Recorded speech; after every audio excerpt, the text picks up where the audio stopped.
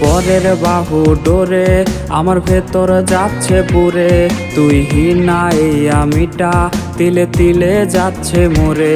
আমার পুরুষে পুরুক বুক, তুই কুরারে তোর সুখ, তবু মরার আগেও আমি দেখবো না রে তোর মুখ। আমার মৃত আত্মাটা তোরে ডাকবে একদিন খুব, আমি দেখবো সেদিন তুই ওরে কেমনে রবি চুপ।